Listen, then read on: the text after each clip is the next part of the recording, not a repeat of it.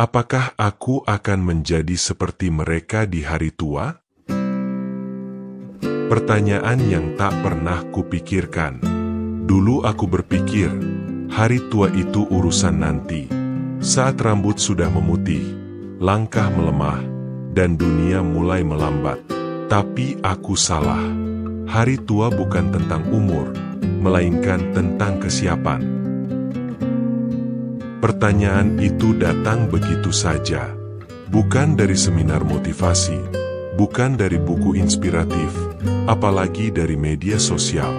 Pertanyaan itu datang dari sepi, dari panti jompo, dari ruang rumah sakit, dari bangku taman, dari mata para lansia yang pernah muda, seperti aku. Apakah aku akan menjadi seperti mereka di hari tua nanti? Aku bertemu Pak Marwan di sebuah taman kota. Pria sepuh itu duduk sendiri di bangku panjang, memegang kantong plastik berisi roti kering dan termos teh. Wajahnya tenang, tapi matanya menyimpan keletihan hidup. Aku sedang cuti saat itu, mencoba detoks dari kerja, kata teman-temanku. Tapi ternyata, yang ku detoks justru hatiku. Karena sejak pagi itu, semuanya berubah. Kami berbincang, awalnya tentang burung-burung yang hinggap, lalu beralih ke anak-anak, dan akhirnya ke kehidupannya. Aku punya 3 anak, katanya. Semua sukses, tinggal di luar kota, tapi entah kenapa, tak ada yang pernah benar-benar pulang. Aku diam. Mereka bukan anak durhaka, lanjutnya. Hanya terlalu sibuk. Mungkin seperti kamu, anak muda yang sedang mengejar hidup. Aku tertawa kecil, malu. Karena memang seperti itulah aku. Kadang aku pura-pura tersesat ke stasiun, katanya pelan. Biar ada alasan untuk melihat wajah orang, berharap salah satunya anakku. Aku menunduk. Rasanya dadaku sesak.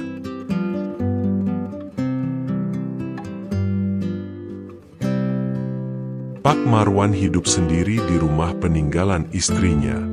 Dia masih bisa berjalan, masih bisa memasak, tapi hatinya kosong. Waktunya panjang, tapi tak tahu untuk siapa. Beberapa hari kemudian, aku menemani temanku menjenguk ibunya di rumah sakit.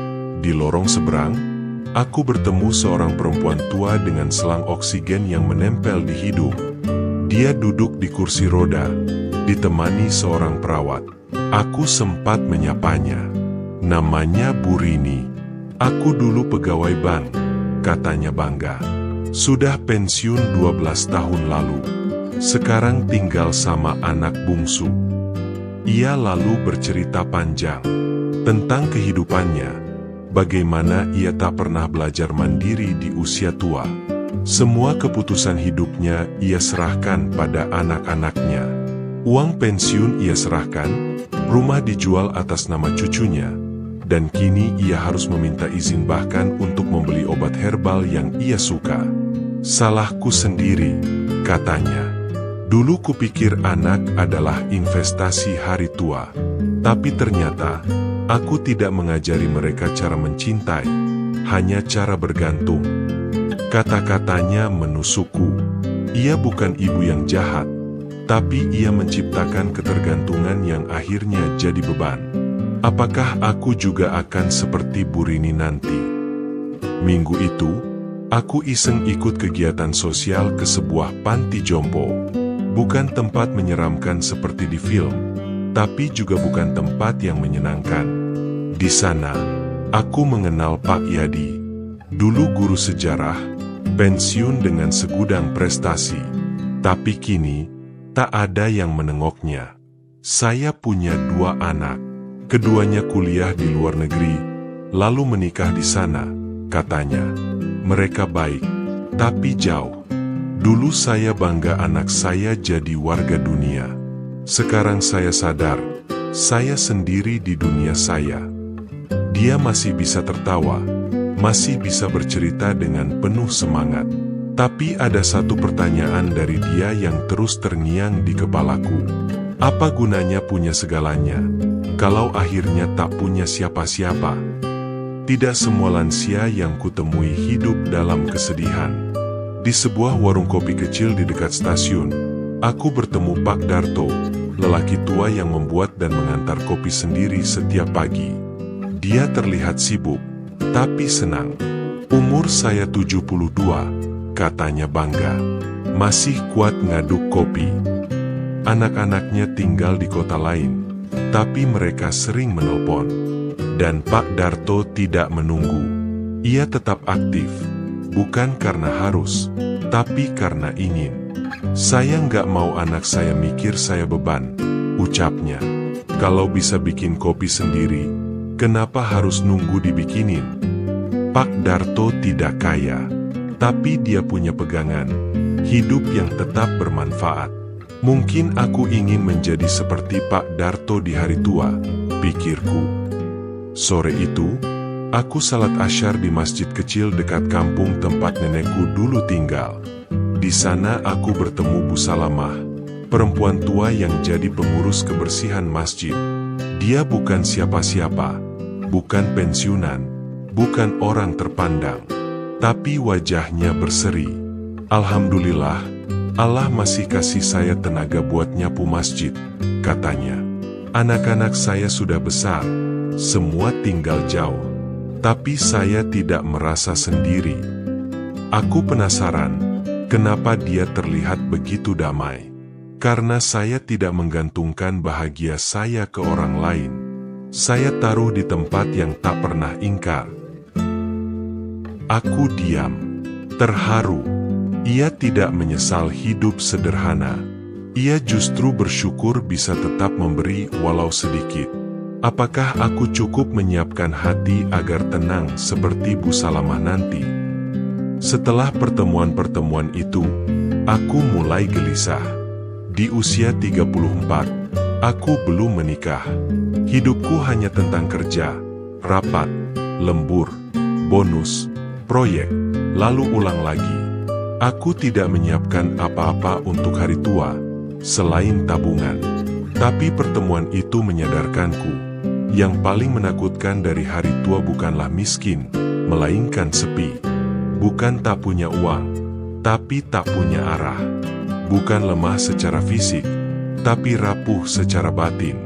Aku mulai bertanya, apakah aku sedang membangun hidup yang akan menemaniku nanti? Apakah relasi yang kupunya saat ini cukup kuat untuk bertahan puluhan tahun ke depan? Apakah aku sudah mulai merawat jiwa, bukan hanya dompet? Dan yang paling penting, apakah aku akan menjadi seperti mereka di hari tua nanti? Aku tidak ingin jadi seperti Pak Marwan, yang menua dalam penantian. Aku tidak ingin seperti Bu Rini, yang menyerahkan seluruh hidupnya pada anak. Aku tidak ingin seperti Pak Yadi, yang kaya prestasi tapi sepi makna. Aku ingin jadi seperti Pak Darto, yang masih berkarya. Aku ingin jadi seperti Bu Salamah, yang damai bersama takdirnya. Tapi semua itu harus dimulai hari ini.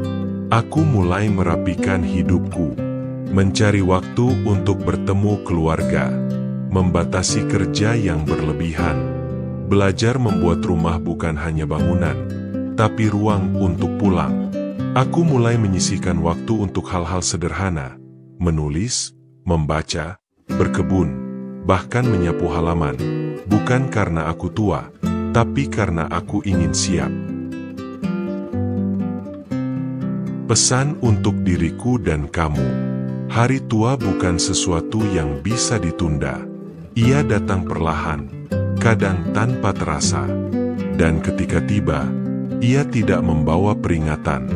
Yang tersisa hanyalah apa yang telah kita bangun. Jika kamu masih muda, pikirkan sekarang. Apakah hidupmu hari ini sedang membangun masa tua yang kamu inginkan? Apakah kamu sedang menciptakan hubungan yang akan tetap ada, bahkan ketika kamu tak punya apa-apa lagi? Apakah kamu sedang mengejar hal yang bisa kamu nikmati di usia senja? Dan jika kamu merasa sudah terlambat, Percayalah, belum. Tidak ada kata terlambat untuk memperbaiki arah. Mereka, orang-orang yang kita lihat di hari tuanya, bukan muncul begitu saja. Mereka adalah hasil dari pilihan-pilihan hidup yang pernah diambil, dari cinta yang sempat diberikan, atau dari waktu yang pernah diabaikan. Dan kita bisa saja menjadi salah satu dari mereka. Sebelum semuanya terlambat, mari kita renungkan. Apakah hari tua kita akan dipenuhi cinta atau kesepian? Apakah kita sedang membangun masa depan yang kita inginkan? Ataukah kita sedang berlari menjauh dari kenyataan? Jika cerita ini menyentuh hatimu, bantu sebarkan. Klik tombol like, tekan subscribe, dan bagikan video ini ke orang-orang terdekatmu. Tinggalkan komentar. Apa yang ingin kamu ubah dalam hidupmu sebelum hari tua tiba? Karena mungkin, dengan satu klik dan satu cerita, kita bisa menyelamatkan hari tua seseorang, termasuk diri kita sendiri.